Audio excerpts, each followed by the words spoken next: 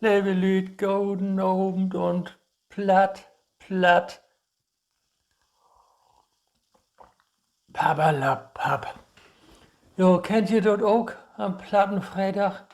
Ich hab eigentlich gar keine Lust, das zu machen. Jo, mir ist es so, aber nun hab ich mir das überlegt, denk, jo, kannst du mal eben zu den Lüd schnacken.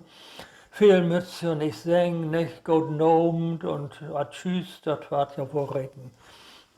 Ja, was habe ich denn belebt hüt?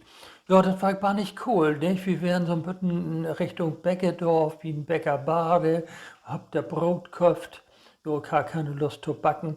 Und dann wären wir noch so ein bisschen an der Budenmühl, ja, an der Budenmühl und sind da rumlopen und das war bannig cool. Oh, war das cool. Ach, daran habe ich hier schon zu Hus eine heiße Schokolade guckt. Jo, mit einer spanische, mit ja, Zartbitterschokolade und das hätt gut schmeckt und dazu ein schöne Wecke, nicht mit Rosinen drin und Honig dazu. Und ach, daran wär ich bannig maut. Ja, da hab ich es mal slopen. Ja, nun sit ich hier und mag doch noch mal einen lütten Gruß vor jo. Ja, und was hab ich noch belebt? Ja, da will ich ja noch sagen. Ich hab Dienstag, nee, oder Montag wäre das, glaube ich, da hab ich eine Freundin besucht oder eine ole Bekannte.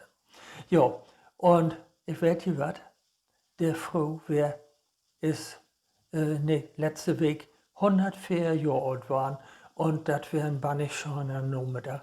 Und so, wir haben natürlich auf Abstand sitzen, aber ich muss eine Tasse Kaffee mit ihr trinken.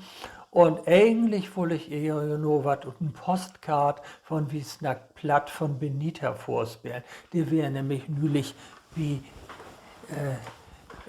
wie Nils-Ove Krag in Billwader. Und er hat so ein schönes Interview mit ihm gemacht. Und das ist ja auch so ein sympathischen jungen Mann. Nicht, ja, kann ich wohl noch sagen. Nicht, der kann auch noch über sich selber lachen. Und ich habe den auch mal in seinem Restaurant kennengelernt und das war ein bannig nettes Gespräch. Jo. Und das wollte ich ihr nun vorspielen, denn wir wären mal da mit ihr und da habt sie gesagt, nee, hüt habt wie Sloten, da kommen Lüte, habt das reserviert. Und sie hätten so gern, Herrn so gern wohl kennenlernt. Naja, nun habe ich ihr das vorspielt von Benita und das ist auch noch in der Mediathek vom NDR. Ja, guck, hört doch mal rein, das ist wunderschön. Nicht über Billwader geitert und er vertellt so ein bisschen über sich.